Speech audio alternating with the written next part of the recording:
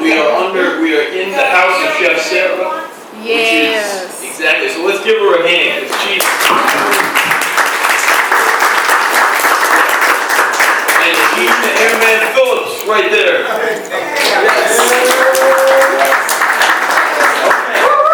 Okay. So we have, for starters, we really want to get to talk with Senator Collins because we have so much we have to ask her. And this microphone is going to drive me insane. I will say, for starters, does anyone have any news or events? We've got causes that we're going to promote afterwards, but does anyone have any news or events, anything going on this week, next week, that they want to promote and talk about? Anyone? Okay, yes. No. Oh, not now. Very sensitive. Okay, I brought the plaque so everybody can see it. We won first place for revitalization project. These are the community gardens at 75th and Pole. This is the national award. We competed against cities all across the United States. So I just brought the plaque so you can see it. It's going to go stay in the tourism center until we figure out how to encase it in plastic and make it part of the garden.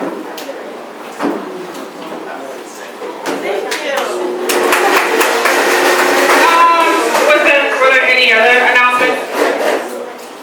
Hey, welcome back, everybody. It's been way too long. I was gonna stop at your house today. I was right by the bridge. So basically, the 75th and Coles Garden potluck that we had this Friday, Mary? Tuesday. There was like spontaneous inspiration that was created a new event called generically Monday Gladness. Wait. What's it called? Monday Gladness. So it's going to be a potluck, a little prayer circle, a little music circle, and then whatever happens after that. So Mondays at 7 we kind of established it, and we'll just see how it all works out. You know, maybe spoken word open mic. Yeah, something to be close. Yeah. So. Yeah, the garden. You know, so potluck. You know, bring some instruments, and 7 o'clock Mondays. Yeah. I got a quick one. So I'm working right now with a couple of chambers, and so yeah, we're doing a bunch of stuff. All the chambers, the Southeast Chicago, South Shore Chamber of Commerce, the Chamber Business Association are all getting together to go one large festival this year. So look forward to that. They're actually going to be shutting down either 87th or College Road. They're not totally sure yet. But it promises to be a really great event. It's going to be 3 days this year instead of just the one. And so everyone is invited to come out. I don't know if anyone knows the chamber, but if you're a vendor or if you own a business and you want to kind of get out there and show your wares, definitely contact either the South Shore Chamber of Commerce or the Southeast Chicago Chamber of Commerce. Most of the people in South Shore belong to one of those two chambers. If not, then definitely get a hold of me before I leave so that make sure that you get on that. It is in concert with Congressman Bobby Rush. So they're all going to be together kind of doing it. Big sponsors, ComEd, all of that. So definitely let me know. And you have an announcement. I think correct me if I'm wrong, but hi everyone. I'm Mia. And we have a Lakeside Development Town Hall meeting with Alderman Holmes on Tuesday, July 15th. So that's the day they Tuesday, July 15th is the Town Hall meeting. Lakeside Development and the Community Benefits Agreement for Lakeside Development with Alderman Holmes. Okay? You have an announcement?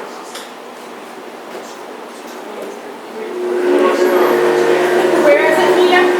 Well, we haven't got the location. They haven't determined the location yet, but it'll be in South Shore somewhere. So just check out SouthShoreForAll.org.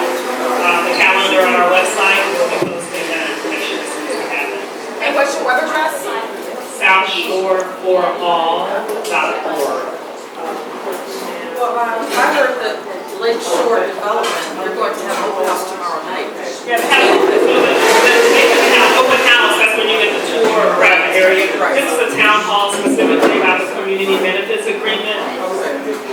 for the development. So yes, there's a coalition for the community benefits agreement for Lakeside Development.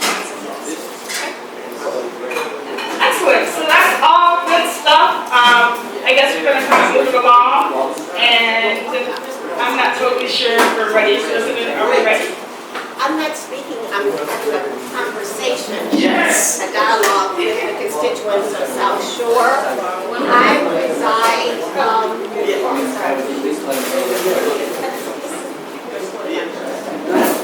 Excuse me, can we get your name again? okay, I'm Senator Jacqueline Collins. I believe in this area your senator is Danny Trotter. Is that correct? No, it's It's who is it? Curry. No, she's your rep. Kwame Raoul. Oh, Kwame Raoul. So Kwame Raoul is your state senator. I represent the 16th legislative district, which is like on the southwest side.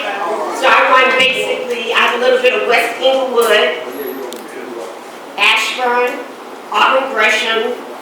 I go outside of the city, so I have a little bit of Oakland, Hickory Hills, Justice Worth, Bridgeview, and with the remap now, I go as far west as LaGrange Road. So I have a little bit of Indian Head Park. I have 30 residents in Burr Ridge, and that's the area basically. So each senatorial district is about 230,000 residents. And I've been in the General Assembly since 2003. I ran in 2002. I didn't run against an incumbent because after the 2000 census, we had gained enough population where I live in Auburn Gresham. We had increased our population enough to have a new senatorial district. So my pastor, Father Michael Flager, I'm a member of St. Sabina, he called me. I was at Harvard completing my degree. I was at the Kennedy School and a divinity degree. And he called me, he asked me to come back and run for office. And I said no. I said no because I was used to working in the background and I liked being in the background. I didn't want to step out of the comfort zone. And a lot of women confront that. We do a lot of work in the background and we're sort of uncomfortable in stepping out. But he said, I'm going to give you 3 days to pray on it. And of course, I said yes because I'm the state senator. But one of the reasons I felt that I wanted to at least impact policy is because my role model is Dr. King. And from a faith tradition, he was able to change the political, social, and economic landscape from a faith tradition of social justice. And so social justice is my passion and my ministry. I look at my role as a public servant as a ministry because I did get a master's in divinity from Harvard, but I combined it with a Kennedy degree, and that's where Billy is now because my other role model was Robert Kennedy. So I thought there was a role to play for faith, really, into informing public policy. So my push has always been, how does it benefit the most vulnerable in society? I try to take my mentorship or my philosophical approach from Dr. King. So I was pleased to get the invitation to come to have a discourse with you because I don't have the answers. I don't think any one person has the answers, but I think it's what we can do collectively that really change communities. I did say that prior to going to Harvard, though, let's tell you, we're getting ready to celebrate the 50th anniversary of Freedom Summer. So I don't know how old many people are in the audience, but I was born in Mississippi. So I remember vaguely the college students that came from the north to deal with not only the segregation and the racism, but the lack of the opportunity to vote. And I remember my grandmother was a domestic, so I even remember the signs over the water fountains that said white and color. And I'm thankful today that I have that Mississippi experience, because it gives me a legacy of struggle and sacrifice that many of our grandparents withstood, just to give me the opportunity and the privilege to stand in the Illinois General Assembly. I could not stand in the Illinois General Assembly without the sacrifices and the prayers that were made on my behalf. And so I don't forget that experience, and that sort of informs how I view policy. Now, I'm going to open it up to questions, but let me just tell you, I chair financial institutions. So one of the reasons I wanted to chair financial institutions is because I saw the detrimental, destructive impact of banks and foreclosure in our communities, especially communities of color. And so way before the financial meltdown in 2006 or 7 when it started, I raised the issue of predatory lending. So I was one of the sponsors of legislation to restrict payday loans and lenders. In the community you go in, you see payday lenders on, where you used to see it on every block mainly. Then it resorted to home ownership. There was a push for home ownership. But under that guise of providing or fulfilling many homeowners' dreams of actually having some equity, and we know that home ownership really provided you with that equity to send your kids to college for the most part. But I saw what was happening with the predatory lending, with the interest-only loans, with the high interest loans, where we know that a study was done by the Chicago Reporter that indicated for an average African-American family making over $100,000, they were giving a predatory loan where a white couple making $30,000 was giving the prime loan. But they sort of ushered and directed minorities, primarily black and brown communities, into these predatory loans, because we know that the agent, whoever sold the home, they knew that they were going to collateralize the loan or securitize it. They were just going to get that fee, and then the property was gone. I mean, it was out of their hands. And so the profit really went to Wall Street. So one of the reasons that I wanted to chair financial institutions, and so I sponsor many of the major legislation. I know Lisa Madigan gets all the media coverage for the legislation, but she's on the executive level. It takes a legislator to actually push the legislation. And so I've covered and carried most of the legislation that deals against predatory lending, or how you keep people in their homes, or how you provide the funding for programs for various organizations like NHS to do counseling to keep people in their homes. One of the other passions I have is education, in reference to the lack of access that our children have to a quality education. A lot of the resources are not there. I was blessed. Matter of fact, I went to high school right over here, Aquinas. I don't know how many are South Shore residents. It used to be at 79th and Jeffrey. No, but 71st. 71st and Jeffrey. Yeah, that's another Catholic school. But Aquinas was an all-girls parochial school right over here. I think that shopping center has taken its place. But I understand and I appreciate the education I got, because the nuns, we had nuns then, they were really devoted to the students. They really believed in the students, and they inspired them to reach their God-given potential. And so, but all kids belong to everyone, whether they're in a public school or a private school. I think the future of society is a responsibility for all of us to advocate for our children.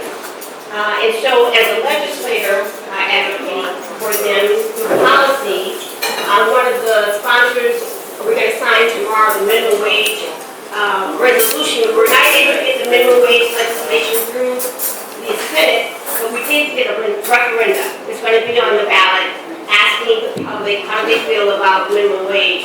And one of the important things I believe, when you see the high rate of unemployment, that even when you work 40 hours a week, and still live at the poverty line, there's something morally wrong with that. And I think every policy and every budget has a moral implication. And that's why I try to look at legislation or policy on how it impacts those that are neediest in society. So if you have, I'm going to have back and forth now. I don't like talking continuously when I meet with people, because we all have to gain insight, and you have valuable insight based on the actual being on the ground and the issues that you face on a day-to-day basis. So I'm opening it up for any questions or any. I didn't want to miss anything, but the first one was, so do you feel that the issue of food access is primarily a legislative issue or a consumer education issue? Do you think Food access? Food access, yes. Food access is a moral issue, because we know that with the high rates of diabetes, obesity, high blood pressure, we're number one in all the health illnesses or diseases. So when kids grow up, when they can't have access to fresh produce at a reasonable cost, that impacts their performance in the classroom, as well as their longevity and their livelihood. You know, I think at one point they took out physical education, I think, out of the schools. I don't know what it is in the public school system now, but there's a recent study yesterday I just saw on the news. Those children that are engaged in physical activity tend to perform better in the classroom, as well as score better on tests. So we cannot, one of the initiatives that I put forth as far as providing access for families in communities who don't have the capability always jumping on a bus or jumping in a car and shopping, is I put $10 million, I fought to get $10 million into what we call the Fresh Food Fund. And the purpose of that initiative was to develop entrepreneurs or minority supermarkets. I don't think we have not one African-American owned supermarket anymore. It used to be Chatham Foods, but it's no longer in existence. And so my objective was, how do we develop the capacity for entrepreneurship, where we know that that individual, because he lives in the community, will not up and vacate the community because he's invested in the community. We know that in the 60s, when there was white flight, many of the businesses and the vendors and the supermarkets all left along with that population. So my goal was to how to develop some capacity for minority ownership. I got a lot of pushback and I was not successful because I came up against a very strong lobbying group, IRMA, the Illinois Retail Merchants Association. They represent Dominick's and Aldi's, but not so much Dominick's, not so much Aldi's. So their answer to me was, well, we can put Aldi's in, and we can put Food for Less in. So you do see some of those stores opening up, but you know what? I wanted a Treasure Island. I wanted Mariano's, because I felt that we're still traveling to those destinations, whether it's in Evergreen Park or wherever, and but I got a lot of pushback. So right now, their pushback to me was that, well, the income in that community will not sustain, and that's the argument I think they're making with this. Is it what is it that's going in a whole food market that's going in England, right? And I think you've heard some of those same arguments. But I believe if you build it, people will come because they want value. But we still have to educate. I still have to educate not only my colleagues, but I have to educate the business community that the $1 trillion, we are consumers, unfortunately. A lot of us in the community, we are consumers. And so we spend money. So whether it's on these Michael Jordan shoes or whatever, we find a way to consume. And you have a question? I'm sorry, then you have a question? Okay. Is there anything you can do you could help this community get an African-American-owned grocer who is interested in replacing the Dominic here in the Jeffrey Plaza. Anything you can do at the state level, or anything you can do to move Mayor Ronco on the issue, because he blocked it, and he's still blocking it. It's being sponsored by a woman working at the Black United Front. Okay, you can give me, I can't promise you, but I could probably put her in contact with the agency that is handling the $10 million that I put forth for fresh food development. I'm not sure how much influence I'll have in the city, because that's your responsibility of your city councilman and your alderman. They carry more weight than I'm not, let's say I'm not one of Ron's fans, something like that. And so I don't know how much influence I would have with him, because I was against a lot of the legislation. I have not voted for any of the pension bills that were not negotiated with the union. And so I'm not welcome in the company of the city mayor. But because I feel that it was our mistake, we did not fund the pensions while the workers did fund the pensions, and I think it's unfair to penalize the retirees especially. So you know that's before the courts now. I think it's unconstitutional. So if you can give me the name of the individual, or I can talk to him in English, right? And get her name and have her try to connect with people in the state and see what we can do. But I can't promise, I don't know. I don't have any power in the city, per se. Okay, you're next. Did you have something? Well, the name of the grocer, the black grocer is Sterling Farms. He's an actor, entrepreneur, Wendell Pierce. He was on television. And he has a track record in the South of establishing grocery stores in underserved communities. So I spoke to the lady, I forgot her name, but she was at the council meeting. And their package was together. They had everything the city wanted. And it's still being held up. And they're trying to buy for the empty. Yes, right. So just to kind of throw that out there, the planning code was working, actually brought Sterling Farms and another gentleman to the table, who are both grocers who have a track record for success and are African American. And they're at this point, as far as I know, about a month and a half ago, we're negotiating, just getting a loan basically from IFF. It's a possibility, right? So basically giving them funding so they can move forward. The issue right now, just in general, is that that particular space is a big issue, right? Because the owner, the original owner, Dominic, people who held the lease, doesn't want to give up their lease because I think there's something corporate going on, and one is buying the other. And I think my theory is that they may come back as Albertsons. So they're trying to hold on to that space because they're not really sure if they want to give it over. And so what we're trying to do now is trying to figure out if that particular space is the best place for us to look at. Maybe we need to look down the street or something fair to be nice or whatever. But that space, there's a lot of contention about what's going on with it on the private level, that legislative and sort of like, city officials can't really do anything about it. So they're telling us. So is that the only problem that they have with this location with Dominick's? Because other Dominick's have been taken over by Mariano's or whatever. So is this an issue just with this Dominick's? Precisely. There's something, as my grandmother used to say, something milk ain't clean, but we don't know what it is. But that's what's going on. There's a lot of private back and forth, a lot of dealings. What our suggestion was, normally, if the city grants the money that we've already paid into the system, TIF, right, to a grocery store owner, that would stop a lot of the aggravation. But right now, the owner isn't interested in paying for renovations.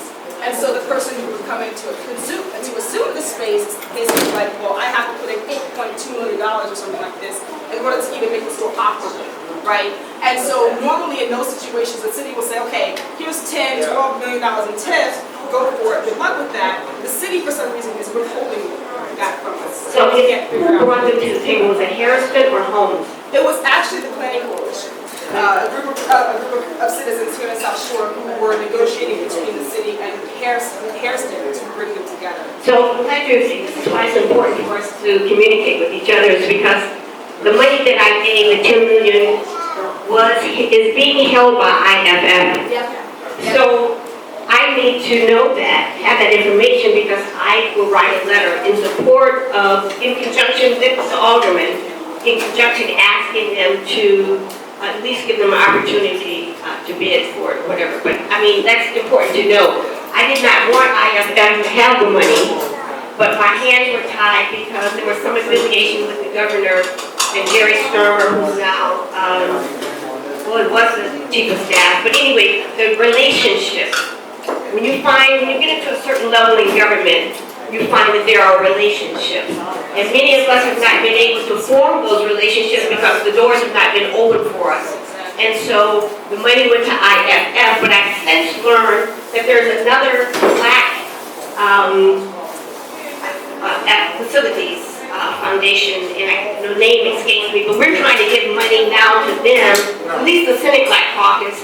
We're working to give money to this group so they can go in and rehab the abandoned properties in our communities and resell them to individuals in the community. And the name escapes me, but I'll get it back to you. And part of that is we had a program called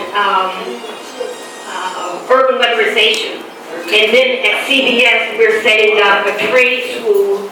And our plan was to, once the individuals finish the training at CBS for plumbing, contracting, or whatever you do, like engineer, I don't know, electrician or whatever, that we would feed them through this agency where they go in and do the repair of the homes.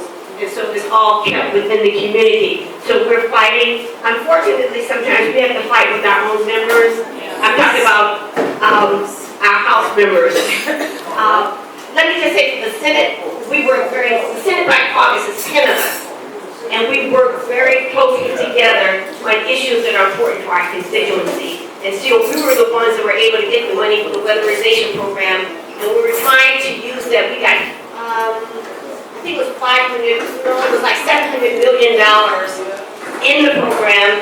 And because the people over the program have sort of wasted the opportunity to utilize that money, we were trying to recoup at least $500 million to pour into this black agency, which does the same thing that IFF does. It holds money. It's just like the South Side, what's the name of it? The South Side Credit Union. You have to have the capacity to hold money and do investments. And so this agency has a track record. So I'm pressing aside. I'm glad I got that information, and then I would follow up. And yeah. So this person, oh, you were next. And then, if you wanted to get information on why you can't put a grocery store in Plaza, we did research that. And one of the things we had to research when we first decided to supply supermarkets and food deserts was we also interviewed the dean of the Loyalist Center for Public Health. And one of the things she said was that if we just put good food in a needy neighborhood, it wouldn't work. So we had to come up with a better policy and procedure that would actually work in a neighborhood that maybe had a large constituency that wasn't used to walking in and asking for a persimmon. So we knew that just putting in a supermarket will not work. The reason